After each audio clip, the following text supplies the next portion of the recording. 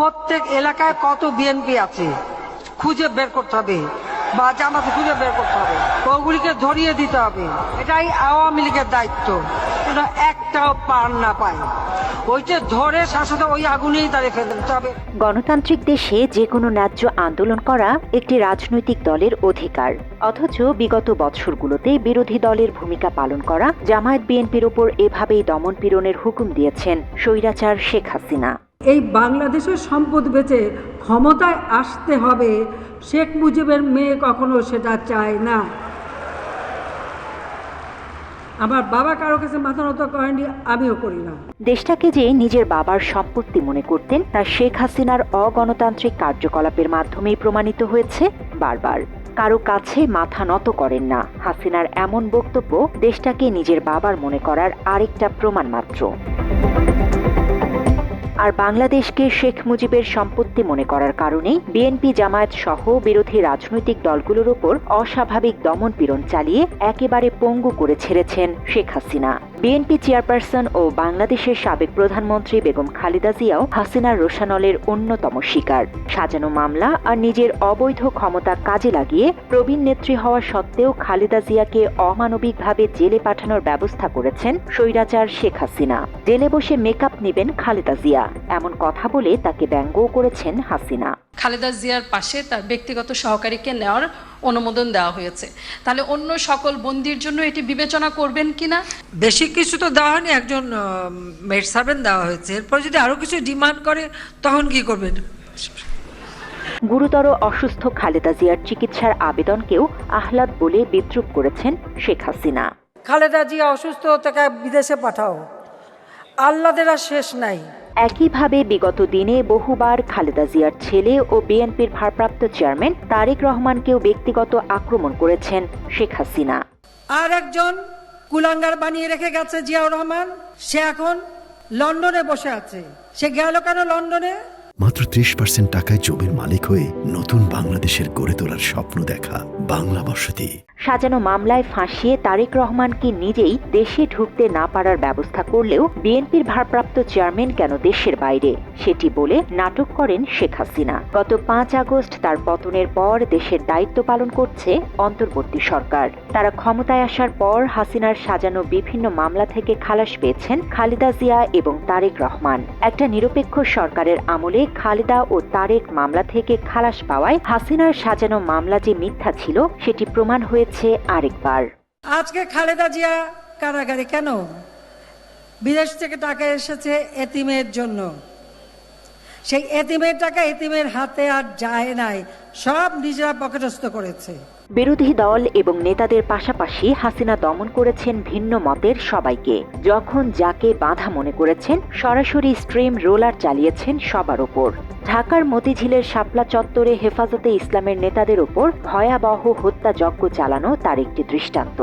যৌক্তিক 13 দফা দাবিতে 2013 সালের 5 মে শাপলা চত্বরে বিক্ষোভ করায় অনুগত আইন শৃঙ্খলা বাহিনীকে কাজে লাগিয়ে অসংখ্য মানুষকে হত্যা করে শেখ হাসিনা।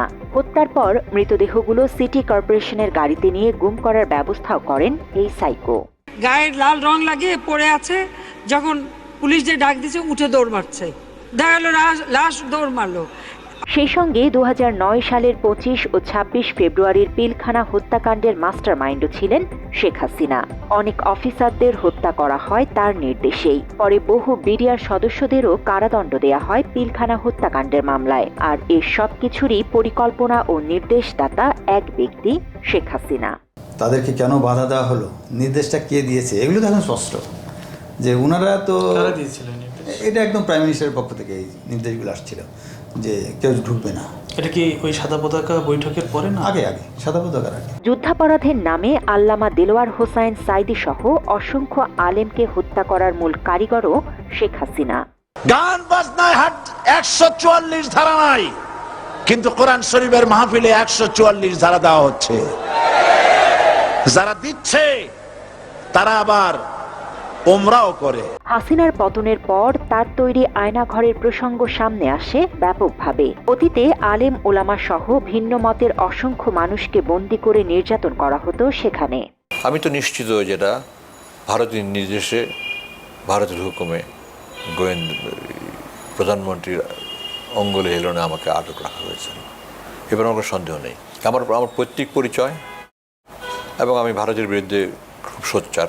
একইভাবে আন্তর্জাতিক বিশ্বের কাছে তার সরকারের গ্রহণযোগ্যতা বাড়াতেও জঙ্গি নাটক সাজাতেন শেখ হাসিনা। এক্ষেত্রে তার রোষানলে পড়তেন দেশের আলেম শ্রেণী। জাতীয় স্বার্থ বিরোধী এবং ইসলামের মূল্যবোধ বিরোধী তাদের যে পদক্ষেপগুলো, তো ওইসব জায়গা থেকে আদর্শিক কারণে এবং জাতীয় নিরাপত্তার কারণে আওয়ামী লীগকে তো মেনে নেওয়া আমাদের পক্ষে সম্ভব না। তো সেই জন্য তারা আমাকে তো আর বলতে পারবে না যে আওয়ামী লীগের বিরোধিতা করে তাকে গ্রেপ্তার করা হলো, ভারত বিরোধিতা করে তাকে গ্রেপ্তার করা হলো।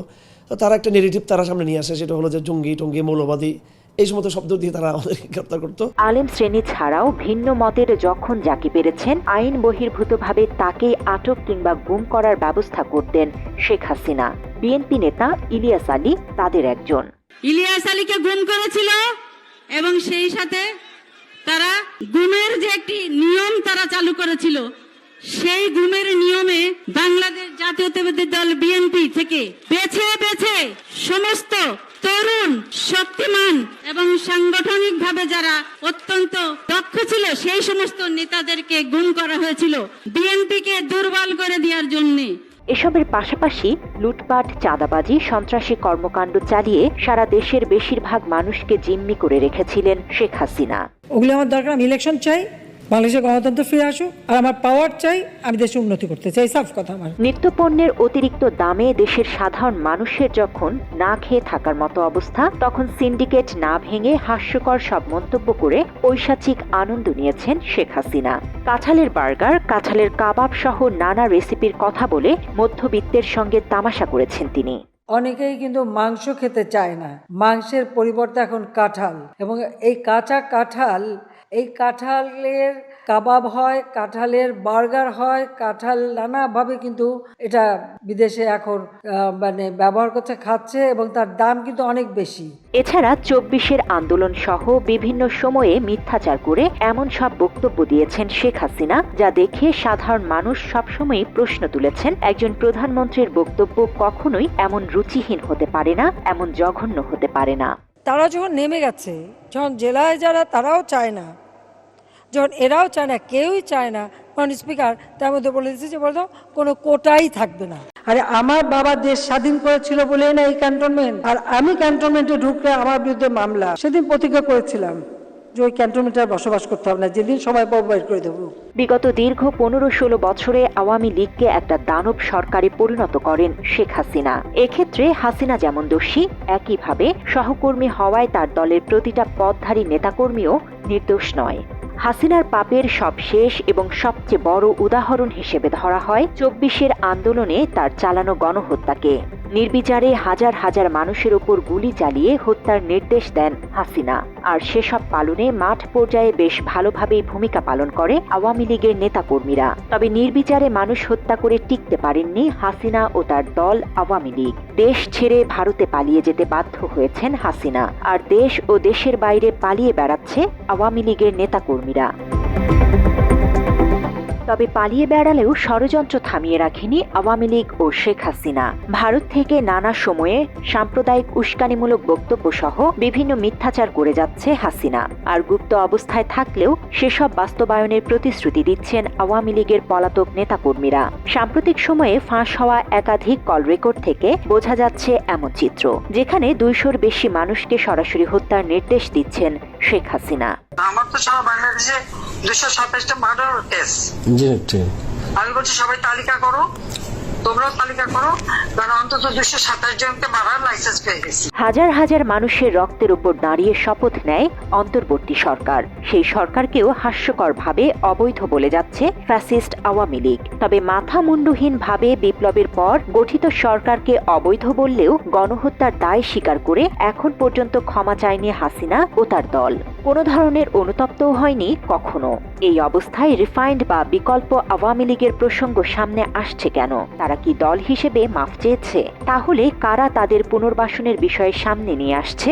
এমন প্রশ্ন ছুড়ে দেন জনপ্রিয় সাংবাদিক ও রাজনৈতিক বিশ্লেষক ইলিয়াস হোসাইন। আওয়ামী লীগকে আমরা মাফ করে দিব, তোর কাছে মাফ চাইছে?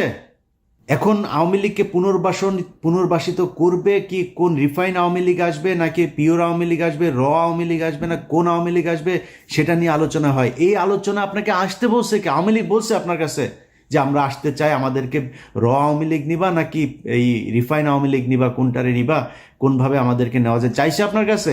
এখনো প্রতিদিন হুমকি দেয়। শেখ হাসিনা কিংবা আওয়ামী লীগের পুনর্বাসনের জন্য বেশ কিছু সাংবাদিক সক্রিয় ভূমিকা পালন করছেন বর্তমানে। জিল্লুর রহমান, মাসুদ কামাল, নাজমুল আশরাফ তাদের মধ্যে অন্যতম। শেখ হাসিনা ঢোকার চেষ্টা করবে, সে তার দলীয় নেতৃত্বে আবার ফিরে আসার চেষ্টা করবে। আমি মনে করি এই দেশে আওয়ামী লীগ ফিরে আসবে, কারণ আওয়ামী লীগ একটা বিরাট দল। আওয়ামী লীগের শিকড় অনেক গভীরে, সারা দেশে আওয়ামী লীগের নেতাকর্মী আছে, এবং আওয়ামী লীগের যদি নতুন নেতৃত্বের মাধ্যমে আওয়ামী লীগ আসে, আওয়ামী লীগ আবার ভালো করবে। সাম্প্রতিক সময়ে জঙ্গি হামলার কথা তুলে ধরেন সাংবাদিক জিল্লুর রহমান। তার এই বক্তব্য জঙ্গি নাটকবাজ আওয়ামী লীগ বড় সুযোগ হিসেবে ব্যবহার করতে পারে বলে ধারণা করছেন দেশের সচেতন মহল।